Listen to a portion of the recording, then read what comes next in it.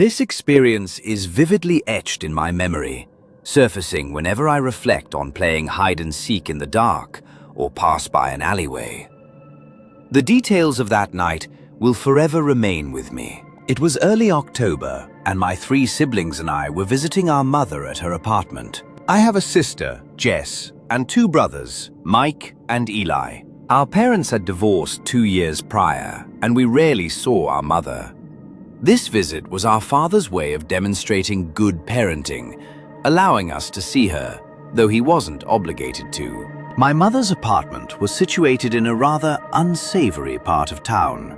Numerous buildings surrounded the complex, yet it always felt eerily deserted despite the density.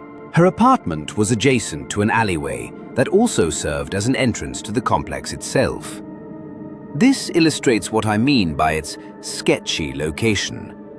If you tried to find it, you'd likely struggle unless you drove down that long, dark alley. My mother's apartment was on the 2nd floor, and my siblings and I were always thrilled to visit her. I adored my mother. She was small and comforting. Her apartment too exuded a cozy warmth, reminding me of my grandmother's home with its soft furnishings and an array of charming, though non-essential, decorations. Another wonderful aspect of her apartment was her neighbors. During a previous visit, we had befriended the children downstairs. A boy and a girl I'll refer to as Zach and Chi-Chi. Zach and I frequently played in the apartment complex's parking lot next to the alleyway. We'd engage in typical games like cops and robbers, tag, and kickball. But on this particular day, with October and Halloween approaching, we decided on hide and seek. Zach suggested playing it outdoors at night. My siblings, of course, wanted to join, and we all agreed to meet outside at 9 p.m. As it was October, dusk settled quickly, bringing with it the desired spooky atmosphere. The group consisted of me, Zach, Chi-Chi, my sister, and my 2 brothers. Promptly at 9 o'clock, we executed our plan, leaving our rooms and gathering outside. Though the corners of the building were quite dark, the tall lampposts illuminated the parking lot with their rusty orange glow. Whenever we played a game involving a tagger or seeker, we'd use the bubblegum in a dish chant to choose. We did this tonight until Zach was selected as the seeker. Everyone scattered to their hiding spots, staying within the complex boundaries, but not confined solely to the parking lot. I remember running with my sister Jess, whom I always stuck close to because she was the eldest. We sprinted around to the back of the apartment building, near the large garbage bins. The only way to reach this spot was to enter the long alleyway and proceed until the building's end was visible. We believed no one would venture this far, making it the perfect hiding place. As Zach yelled, "Ready or not?" the game commenced. Initially, it was exciting, but that excitement quickly waned as we simply waited to be discovered.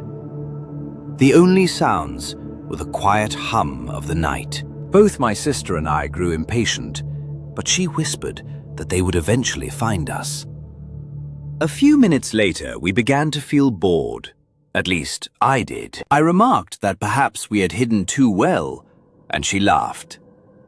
She suggested we might as well forfeit, since it was getting late. We navigated past the garbage bags and large bins, finding ourselves in the middle of the alleyway. That's when my heart sank. I looked towards the end of the alley and saw a figure silhouetted in the light. I immediately knew it wasn't anyone I recognized. The person was exceptionally tall, as if they had added inches to their height. The overhead light made it difficult to discern their face, casting a deep shadow from their hair. But then I noticed something distinct. Their hair was an afro, and it was colorful, resembling a clown wig. The most dreadful thought entered my mind. It was a clown. And judging by the clothing, it indeed appeared to be a clown. It wasn't even Halloween yet, so why was someone dressed as a clown in the alleyway? The most unsettling part was that the person stood motionless, staring directly at us. My sister pulled me back, sensing something was amiss. She advised that we should return to the others, so we did.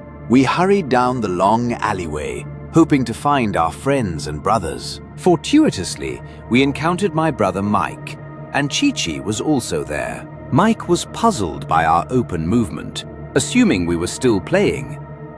We explained that we had seen something strange, the odd individual dressed as a clown at the alley's end. Our current location was still within view of the clown, so we moved aside to show them what we had witnessed. That's when we grasped the gravity of the situation. The clown was now closer, watching us and waving. We could finally make out its face. It wasn't normal makeup. It was entirely black, as if to conceal its features. The only discernible characteristic was its eyes, which to young me made it far more terrifying. Suddenly, Chi-Chi screamed. We turned to her and she yelled, "There's another person watching us!" She was right. Another person, also a clown, but with green hair and longer legs, was present. At that moment, we knew we had to leave. Chi-Chi and Mike fled, and we followed without hesitation. Chi-Chi ran to her apartment, and we darted upstairs to ours. We met Eli, who was already in our room, talking to our mum. Our mum embraced us tightly, leaving us confused. Did she know what had happened? Eli explained that he had already told our mum his experience. Apparently, Eli had been hiding in the apartment complex's courtyard and heard footsteps, mistaking them for Zach. He hid behind a bush and barely saw the person step in front. He thought Zach was about to find him, but then he heard Zach's voice calling his name. Eli turned, and Zach found him, saying, "I found you!" When Eli looked back up, a clown was staring directly down at him. Eli and Zach ran to his apartment to inform his parents. We then relayed our own encounter, and our mum was relieved that we were all safe. I wished the story ended there, but it didn't. Later that night, everyone was asleep, but I felt thirsty. In the dark, I went to get a bottle of water from the fridge and heard a noise coming from outside the window. Looking back as an adult, it was incredibly foolish of me, but I investigated the sound. It was perplexing. I wondered how something could be knocking against a second-story window. This next part truly terrified me. When I lifted the blinds, I came face to face with the clown. The exact same clown my sister and I had seen. It was staring directly at me. I screamed and ran to my mum. She came out, but when I went to show her what I saw, cliché of a horror movie style, it was gone before she could see it. Fortunately, my mum was understanding and believed me. Since that day, I've disliked playing hide and seek in the dark and have developed an aversion to alleyways. I'm unsure how that person reached the window, perhaps they climbed, but I'm thankful that nothing more severe happened that night, beyond a few scares. The next story took place when I was 11, in 6th grade. My school was across the street from a dilapidated house that honestly instilled fear in me as a child. It simply looked ancient and repulsive. I couldn't comprehend why, if someone lived there, they were content with its outward appearance. Whenever my friends and I passed that house on our way home from school, they'd mock it. I would scold them, saying the owner wouldn't appreciate a group of middle schoolers making fun of their home. Naturally, my friends teased me for being afraid of a reaction.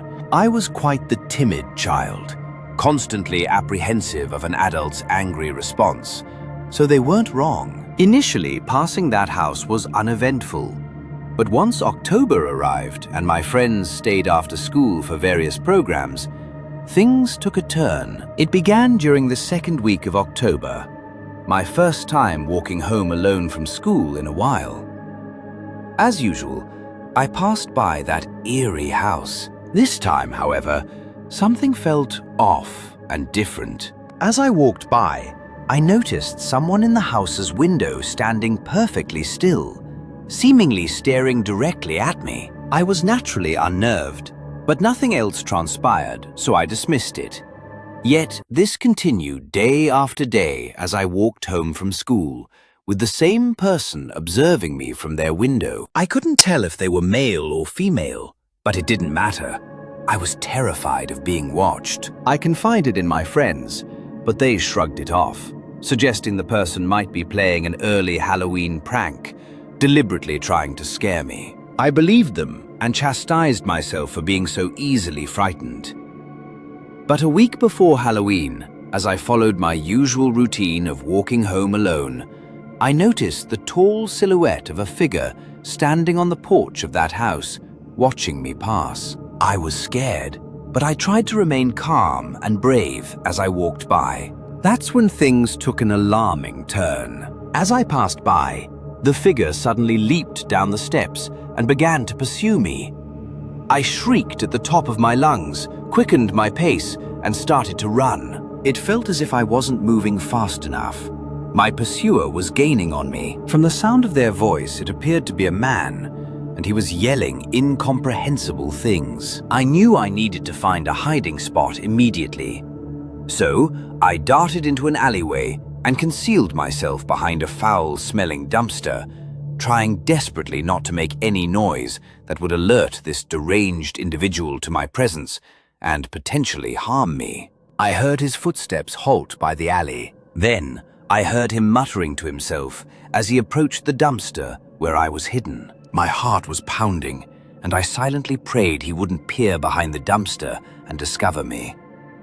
I could literally hear his breathing, so close that I felt he was about to find my hiding place. But then, I suddenly heard his footsteps receding from the alleyway. I remained crouched on the ground, composing myself, wanting to be sure the man was truly gone. Once I felt the area was safe, I sprinted the rest of the way home.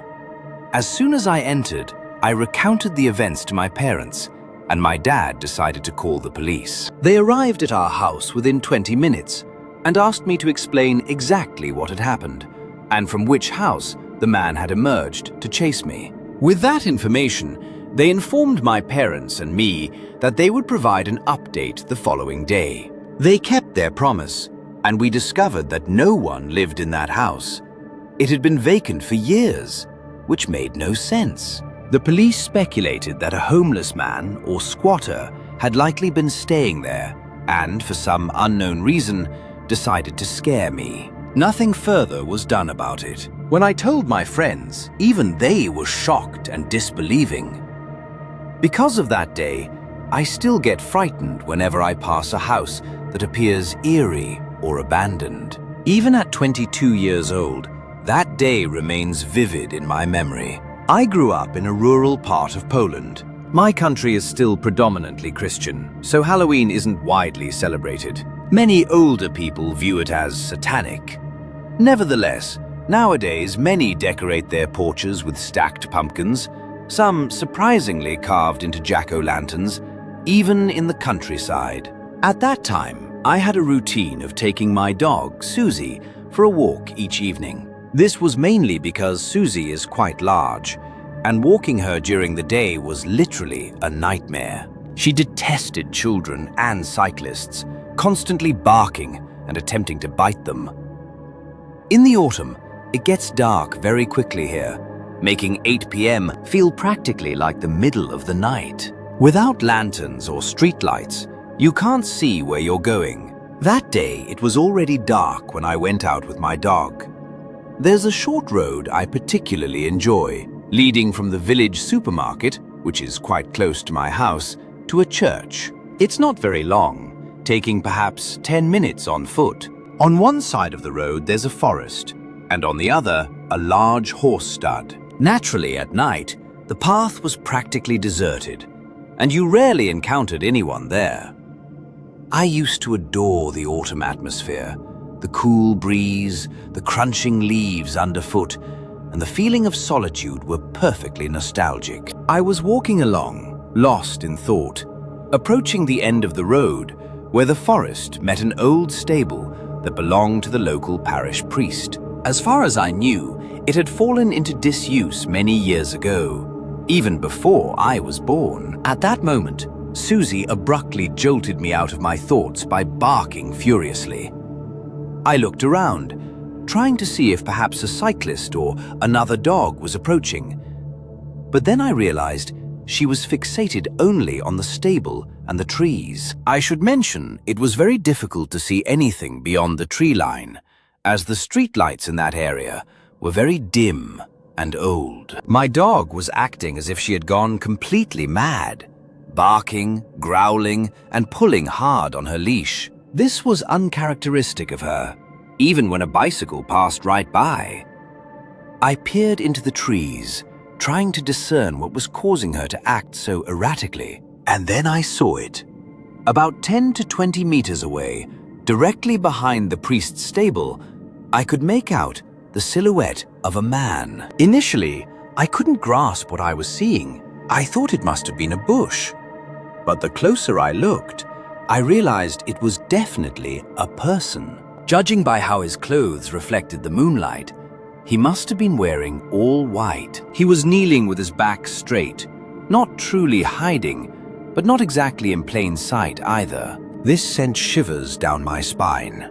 I understood he was wearing some kind of white robe. He wasn't moving at all, just looking in my direction. I tugged hard on the leash, trying to get Susie to move, but she was stubborn. I told myself there was no way I was staying there a second longer.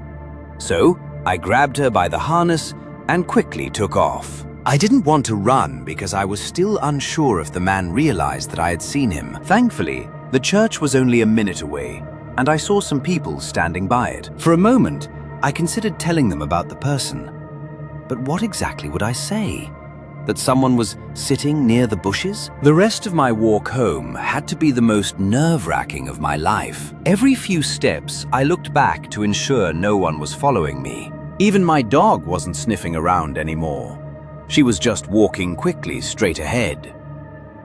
I did get home without any further problems, but I wish I could say that was the end of my story. That night, I was awakened by multiple wailing sirens. They sounded for a good half hour. The next morning, I learned from the local news that someone had set the priest's stable on fire. People were saying it was probably some drunk teenagers trying to play a prank and pull stupid tricks. But I knew perfectly well I hadn't seen giggling teenage boys the previous evening.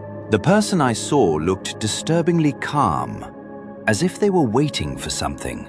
There could possibly have been more people hiding in the shed, but if so, I'm glad I didn't actually see them, or I might have had a panic attack. I really don't want to be the one contributing to the propaganda that Halloween is a satanic festival. But what I saw that night was truly disturbing. A person wearing white robes, silently kneeling just beyond the reach of the streetlights. What bothers me most is that between the time I saw him and the time of the fire, at least 5 or 6 hours passed. Like, were they kneeling there the whole time?